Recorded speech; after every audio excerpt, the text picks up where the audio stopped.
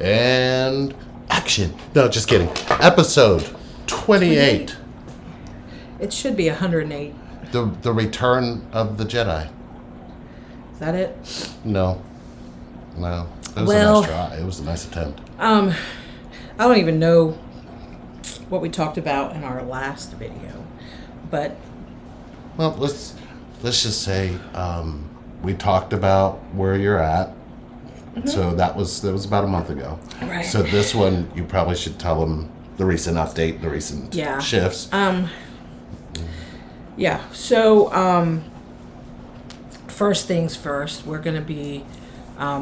We have done a few videos, so I'm going to be definitely back on the video scene. Doing as much videoing as possible. Second thing is TikTok. Look, we get it. We're older.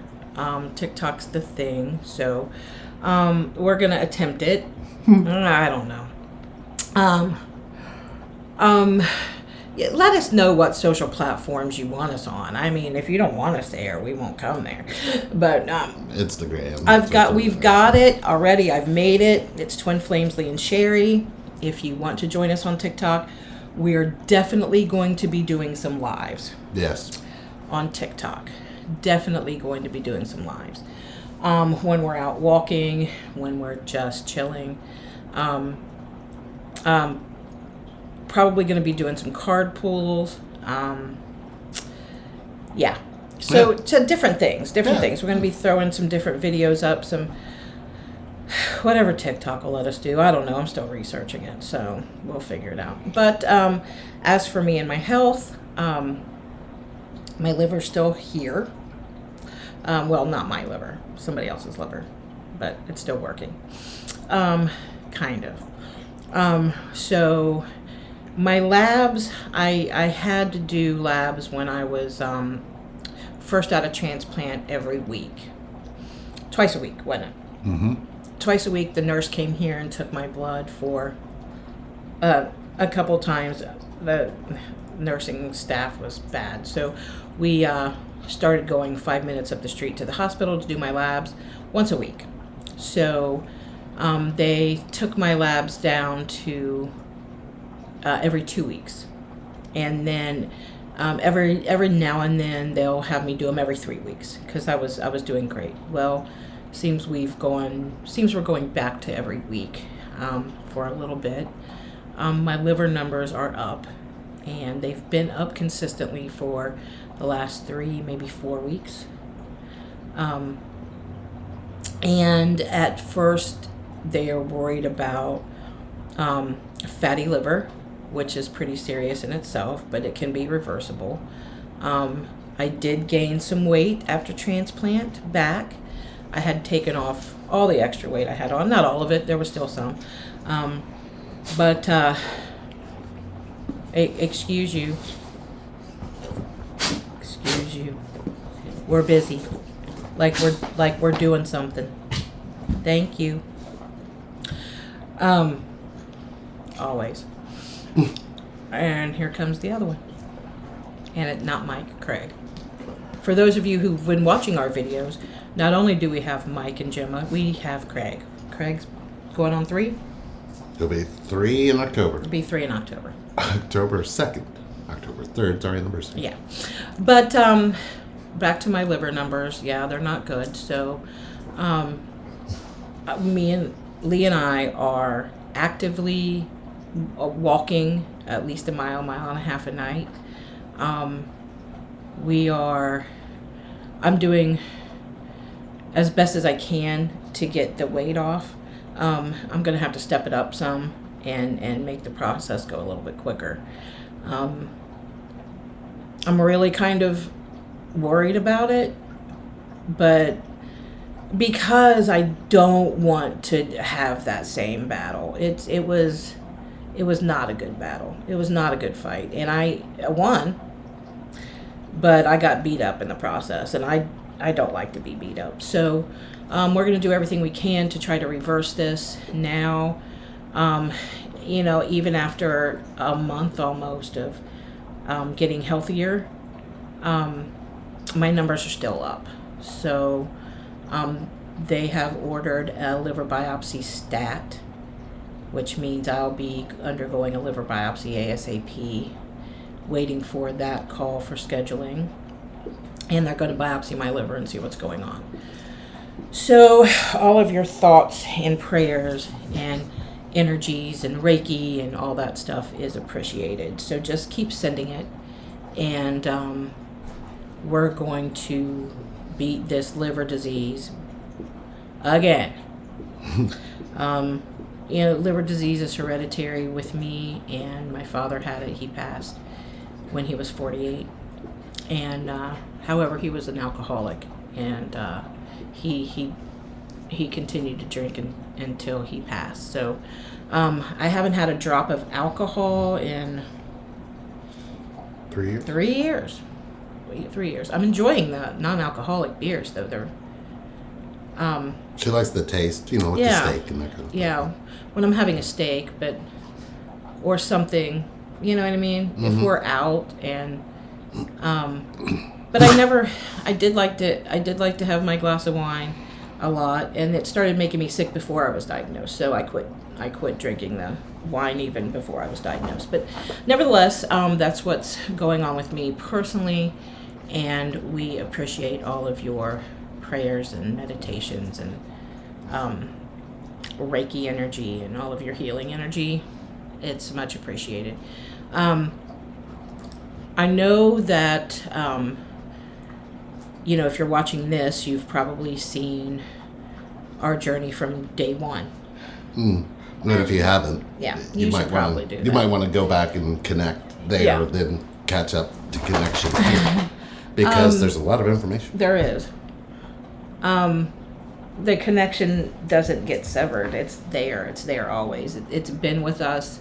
The connection got stronger during my illness. However, there were obviously human things that were involved, right? I had severe hepatic encephalopathy, which means my liver, this isn't my liver. So when I refer to my liver's gone. But my liver wasn't filtering, and my liver wasn't working very well. So all of the toxins that were built up would go to my brain, and it would cause me to have serious episodes of confusion, combativeness, anger, very, very similar to dementia. Walking out of the house, fighting Lee, calling 911, so many different things. So there were definitely some conflicts there, right? And then when I went into hospice care, it seemed to had calmed down some. Well, because I was on morphine on the couch all the time. It was a nightmare.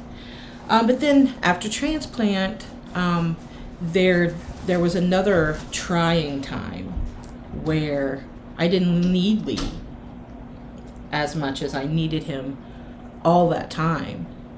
And it affected him, and it affected me because I was ready to be independent, and I was ready to go do what I wanted to do, and I was ready to go live life to the fullest. And he's sitting there going, you need your medication, and you should take it easy, and you know what I mean? Like, we almost lost you. We don't want to, go through that again. But, then I became self-sufficient again. And Lee was feeling unneeded, and he had transformed from a husband to a caregiver, and I needed him to transfer back. Right? After transplant, I needed a husband. I didn't need a caregiver anymore. My mind was clear, and it was hard for him to make that adjustment. I think it's still hard sometimes. No, I'm there now. Yeah, but what I experienced was I was sharing so much of myself and the connection to you in that space, that when I didn't realize what I needed to pull back. I couldn't figure it out. So I had to just sit and feel it all. And I started to feel unhealthy. And, even the doctor said, usually what happens in those kinds of situations is when one person's that sick, they're in hospice, the other person literally immerses themselves into this. And if that person pulls out, it's the other person that goes. Yeah. So, had he not said that, I don't know that I would necessarily be sitting here, because my health was Declining. it was declining pretty quickly. So I had to realize that the need that I was trying to be there for what you needed me to be there for, I started to need to give that back to myself. And now I'm back in that space, and there's excitement, there's joy, there's happiness. The fear that my mind was creating for it, I was able to kind of hold at bay and not buy into, because I knew it was fear. I knew it was, my mind's reaction to what my body was going through and what my body was trying to tell me I still needed to do for you. It needed to turn and give it to myself. So I didn't know how to need myself again. So then I had to start kind of finding things that I was interested in and enjoyed doing. And then, I needed to find something that would put me back in a space where I would be paying attention to my own needs. So that way I would lift myself up back to the connection. Because the connection was still there. It was just in a different space where I needed to adjust to what that space was. Right.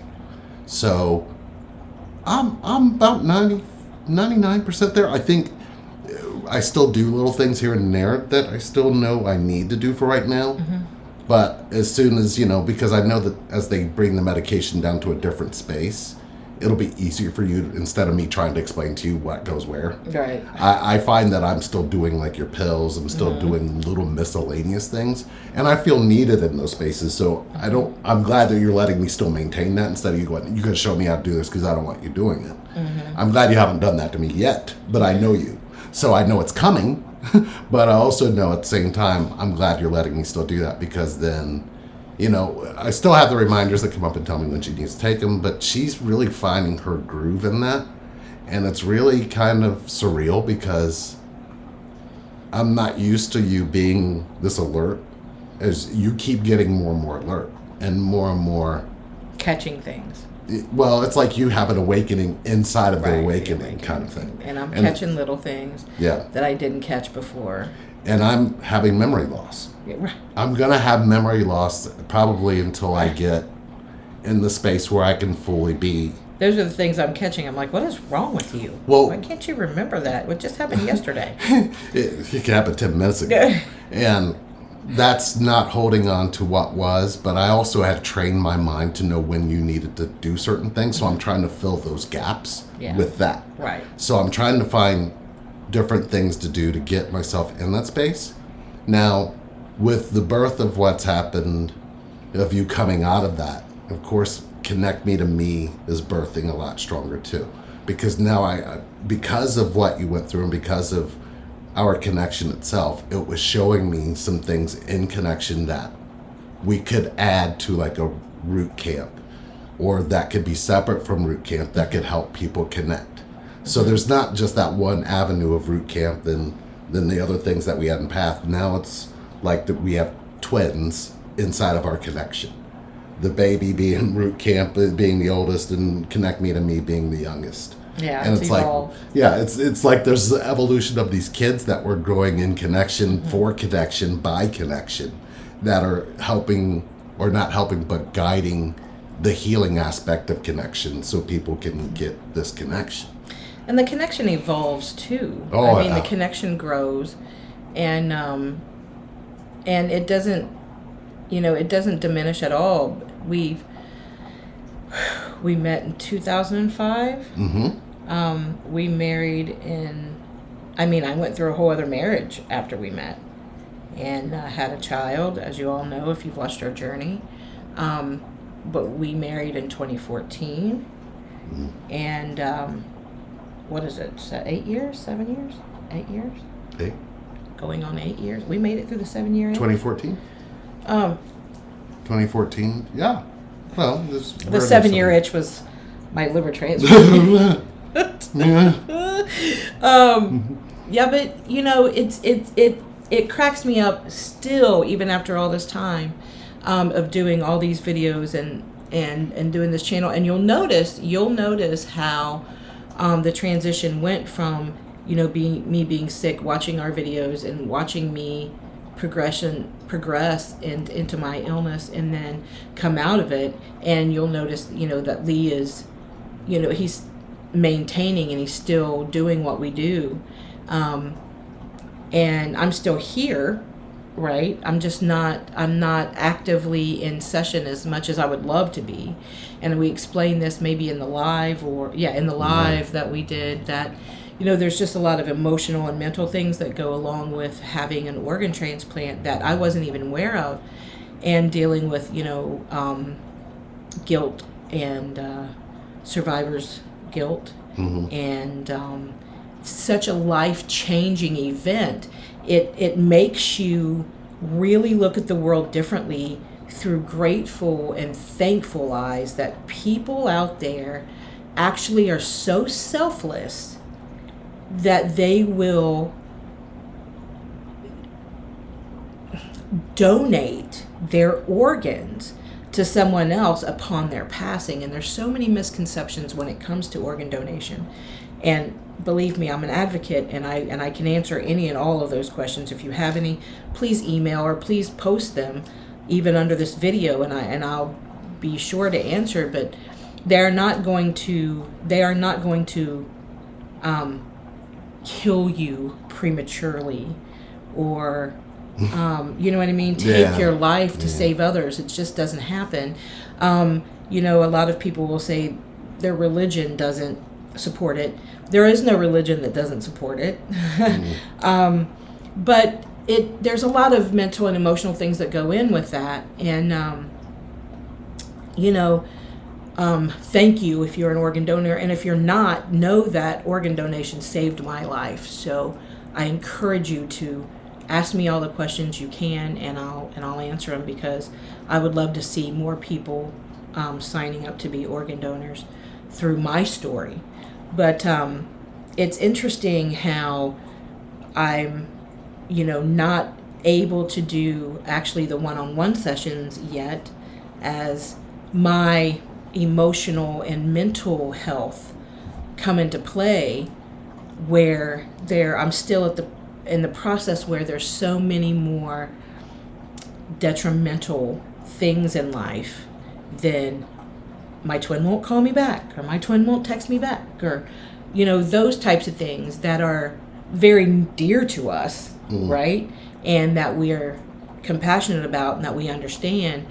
But my mind wants to go into a space where I'm like, it's just so minute, and I don't want that to come across while we're coaching somebody, and which is the reason I'm not fully back yet. There's just a lot of things that go on, and the physical aspect of it. I've been out of surgery for 9 months, but what's going on inside my body isn't helping with my numbers going up, and I get extremely tired, and I can't sit for a long period of time. I can't stand for a long period of time. So I'm up and down, and it's very distracting for me to be in session and have to get up and down. But I would rather sit out and allow our connection to, through Lee, get across to you. And while I'm not there physically, I'm still there for sure. Right. But things like this come into play in a relationship. And there's a lot of times when people get separated and even divorce in such situations because they can't handle it. Our connection allowed us to stay connected in that space. And even though I wasn't in my right mind a lot, and I was probably hitting on him, I think I hit you once or a few times, and not being there in my mind. And a lot of people would have walked away from that, but him understanding the disease and us, talking about it. I didn't realize all those things had happened until after I woke up and my mind started getting clear, and after my surgery, just being home and relaxing and recovering and hearing stories of things and in the beginning, the stories really started to bother me and be like, whoa. Then I started feeling a whole lot of guilt, right? And but the more I hear them now, it's better. Right. You know what I mean? Right. Because I understand that I was, and I'm sure a lot of people watched our channel during that time. Yeah. And when they would see you, you could be in the middle of a sentence and forget what you were just saying. Right. So they could see. I mean, they can. I believe a lot of them can connect to you in that way because they were witnessing what that was doing to you. They were witnessing what you were going through. Right. And they could see your eyes swimming. They could see that you couldn't focus. You know what I mean? That's what's interesting is now I can literally see people who have this disease and understand if they're in an episode or not. Right. That I couldn't see that before. Right. Mm-hmm. So there were a lot of things this opened my eyes up to, especially somebody who's an alcoholic, who has a drinking problem and those kinds of things. You can literally see the impact of what this is. Most of the time we think, oh, they're just a dick or they're just a crazy bitch and they're just an alcoholic and they won't stop. And they go through these alcoholic rages. And that's really not it at all. It really is the toxins that are going to their brain takes them to that level. Their your liver can't filter quick enough if you're just throwing the whiskey down so fast or throwing the beer down so fast, your liver can't keep up, and we go into these blackout stages. Right. It's like think about all the root camps you did before then, where we would hear about somebody's childhood being filled with their parents who were alcoholics, and then when they bring it to their attention that they were hurt and the parents can't remember it. Right. But their parents are also some kind of illness is in them now. And it's like, that's kind of part of, I understand that. I saw it more clearly now and saw it more clearly when you were going through it in a way that was so connecting to a lot of different root camps I was doing during then, a lot of different Connect Me to Me's I was doing then, and went, wow, the physical aspect of connection is so impacted in so many different ways and so many different variables and so many different stories. Just the story that you went through and what it's bringing back to you in connection and why you aren't in these sessions. Right. The healing that you're going to be able to bring into a session when you finally do show up is going to be so profound that I believe it's going to be able to instantly open doors in connection that even we can't see right now. Do you know what I mean? Yeah. It's interesting when you go through human things in this twin flame connection, how we navigate spiritually through the human things. There's so many misconceptions out there, and I know that we've touched on this 100,000 times, but they're twin flames in union and everything is great and wonderful. Look, even all these years later, we still have stressors. We still have things that go on in our lives that are very human. We still find disconnects. That are very, we do have family issues. We do have family problems, We're not in the space where we participate as much in those things that we would have, say, 10, 20 years ago. No. Actively participating in the things that go on within family, extended family, and even friends. I mean, we go through things where, people, they can't handle the connection. And there is jealousy involved and retaliation involved. We still go through racial things with people really being completely racist, but then saying that they're not, and it affects. It's an elevator effect. Yeah, and but we don't have to get on that elevator. We don't have to get on that elevator, and we have chose not to, as much as we possibly can, we are twin flames in union. We still have bills. We still have the vacuuming. We still have the laundry. We just do it differently. We do it differently now than even we did back then. Yeah. Where we have a system now I obviously can't carry the laundry up and down the steps. Lee carries the laundry down the steps. I wash it, I dry it, I fold it. He brings it up the steps, he puts it away. It's a team. It's a connection. It's a connection. And you find ways to flow in connection. I think we do a lot of things naturally that I don't think is natural. I don't think most people have experienced that. Right. Just even listening, I think we were recently talking to somebody and they said, well, he doesn't do anything. He gets home from work and I have to still do everything. And it's like, huh? Like, in connection, that's not a thing. In connection, you're more connected. I can feel if she's worried about a cup that was left on a table and I'm next to that table, I'm not going to just leave the cup there for her to sit and pick it up. It's almost like that. In the connection, you flow in connection. Mm-hmm. So like if I come downstairs after working all day, I see dishes in there. Mm-hmm. I immediately look at it as exercise, but she looks at it like I was going to get to those, and I'm like, no, it was already in here for me to do the exercise. Mm-hmm. And it really did used to bother me when he comes down the steps after being in 8 or 9 sessions and starts to do the dishes when I had worked my way up to do them, doing other things, and that's what I was going to do last. Oh. And then he comes in and does it, and I would get angry with him, like, stop doing that. You worked all day. Where now I'm just, in the flow and let him flow, and he's been sitting all day.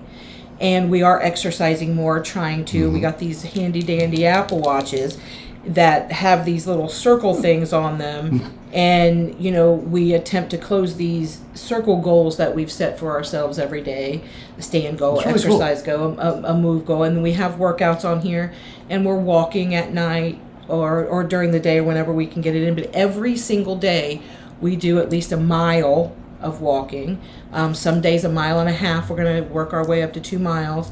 I put on some weight after my transplant, and I have to get that weight off. We're working very diligently to do that. That's going to make if there is a fatty liver, that's going to reverse that. If my body is rejecting this liver, it's definitely going to help the healthier that I am. With the change of medications and things that I'm going to have to go through. Right now it's just kind of up in the air of what's going on with my liver. We just don't know until we get this biopsy done. So we do go through things as twin flames still, right? We still get a lot of questions. You see all these celebrities, is so-and-so twin flames, is so-and-so twin flames. Well, we don't know, right? Unless we're talking to them. And we can't tell you that. And we're not going to tell you that. That's the one thing. Between them telling you and us not saying a thing, because that's how we roll. We just deal with things differently now, especially after the transplant. That I guess I especially come from gratefulness and thankfulness, and just the idea that somebody out there saved my life, along with my team that I had, which was very small. And that itself would bring conflict into like a regular relationship, or I should say secular relationship, or just a relationship, right? My family, they just disintegrated when it came to my illness, and I had absolutely no support. My mom would come occasionally and bring water, and then there was a conflict with the person that she lives with, and it just became fewer and far between. And even on his side of the family, there wasn't a whole lot of support. There was a lot more support from your side of the family. Yeah. There was a couple people there was no support from, but my husband, my twin, my twin's brother, right, literally moved in with us for 2 years. A year. after and keeping his own place, which he still lives with Ron, my ex-husband. Those of you who followed our journey know that his brother lives with my ex-husband, and it's worked for like 9 years. Yeah. And now that looks like it's going to change, right? But my ex-husband Ron, I mean, he was there. Cameron more than Ron. Cameron way more than a lot of people. At him only being 13, still stepped up and did, he did a lot more worrying than we thought, than I thought. It affected him way more. But, there were a handful of people that stood with me and fought with me. And it was amazing. And in a regular type of relationship, those types of disconnects that I had with other family members not being supportive, not being there, even getting, messages like, I hope you die. You should have died a long time ago type of thing. Right. Those types of things in a normal relationship, I would have taken that on him. I would have. You did. Yeah. I mean, the encephalopathy helped with that. So, but at the same time, it's like, the way I viewed it, staying connected to you through all of it, I wasn't focused on who was going to be connected with you or not.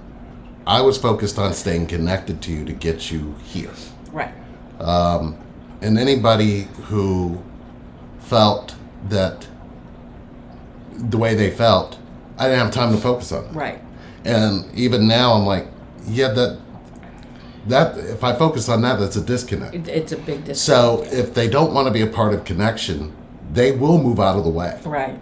So the way that goes with any thing and anybody in any connection. But what's interesting is those who we didn't think were connected to us were more connected to us than the ones that acted like they were. Right. So it's really quite surreal that those who feel you and you can feel them will show up for you. Yes. Those who wear a mask and say they do are the ones that fall away. Right, for sure. So, and in regular relationship, those things cause conflict. It being in this connection, right? Yep. It's much easier for us to come to an agreement that, that person isn't here. Right. They're not a part of our lives. Right. They're not a part of our everyday lives. They're not here. So why are we focused? Right. I mean, it's not that we don't value a connection. Right. We value a connection to them. They don't value connection to us. So what you have to realize is when you have that, you don't live your life around them not valuing you in connection. Right. You live your life on those you're connected to. Yeah, you don't pick up that victim mentality. No, because they'll come back. Yeah. They will. They'll at some point, somewhere down the line, something will wake them up and make them realize that they could have had connection and probably should have chose connection, because connection is funny that way. It comes and finds you when you're not expecting it. And then you're completely screwed because you know how to disconnect. You don't know how to connect. So if you really have watched our journey, you're gonna see that this is all about connection. This isn't about those that are disconnected. This is about how you were disconnected with those who were disconnected, and now you have to choose connection. We're going to continue to do that, and we appreciate you guys watching this video today. For sure. I know that you got to wrap because we went a little bit longer, but that's okay. It's cool. We our earlier videos are way longer. Yeah. Yeah. Did you guys like that though? I think we captured a lot. Yeah, we like your opinion on the length of the video and how you would. Shorter is sometimes better. Yeah, shorter and But we're gonna do TikToks for that. Yeah, so we're gonna really try out this TikTok thing. I don't. Give us some topics. Throw some topics at us for TikTok. Really try it out. You can either put it in the comments or just email it to us at relationshipreinvent@gmail.com, and we'll start some TikToks and we'll come on and answer your questions, or we could give you some steps or whatever it is you're looking for. Just know that there's issues and stresses and toxicity that will come in to your relationship, but it will not come into your connection. And that's the most important thing for you to remember, is just because we are connected or we're twin flames doesn't mean that we're, I know I've said it before, riding around on rainbows and sprinkling fairy dust on, and the vacuuming's done. But we're not magic. We have a pretty magical connection. Yeah. We do have a magical connection, one that's defied the odds of the human experience. We've been through it. We've been through it in every aspect you can possibly think of. We've been through having to deal with the other person being with somebody else. We've had to deal with financial constraints. We've had to deal with family stresses. We've had to deal with not being good enough. All the uns. All the uns. Oh yeah. All the uns. All the uns. Yeah. If you're, there's a difference in being a victim and being a survivor or a warrior, right? There's a lot of things that have happened to us, and staying out of victim mentality is very important, because once you're in that, oh, poor me, this is happening to me, I can't believe this is happening to me, what have I done, why is my karma so bad, you're disconnected, why won't he leave his wife for me, why won't she leave her husband for me, what? Yeah, I mean, there's so much.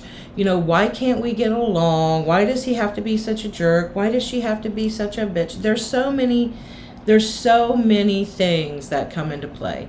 But learning how to not be a victim to those, right? And overcoming those. And I could have very well just laid down and been like, I can't believe this is happening to me. What have I done? I believe one of the most amazing things we've been able to understand about that is your whys have rejected your house. Your whys have rejected your house. It's really funny. Not really, but it is funny. Once you actually realize that's what your whys are doing, why me, why me, why me, takes away from your how. Very, very. And it's like, what, Lee? What? No, don't say what, just feel what I'm saying. Whys reject your house. And on a personal level, because a lot of people ask, you know what I mean? A lot of people are very interested in, you know, how we're doing in our personal lives and how we're doing, and we're doing great, and we are, you know, we have another year left where we're living, and then we are already actively searching, but not really actively. We're seeing what's out there, you know, for another home, and we got a grandbaby coming. We've got a grandbaby coming. We have 8. We actively see on a very often basis 2 of them, and then 3 of them, and 4 of them.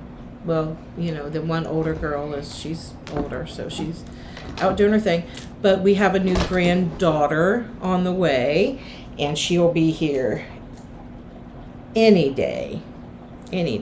So if you're watching, we have graduated from having children to now having grandchildren, and we're enjoying every minute of it and spoiling the crap out of them.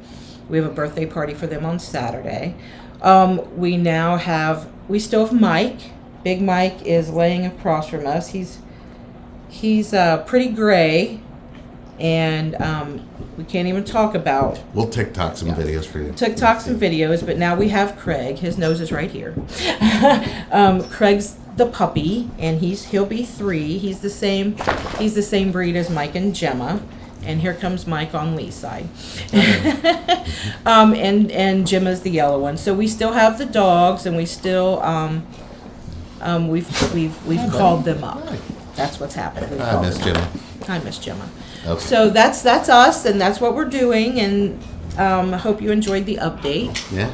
And Staying connected. We'll be back with more updates to this journey. Hi, Gemma. A little bit more often now that I'm feeling better. Yeah. So, thank you for watching. It's been quite the journey. We'll see you soon.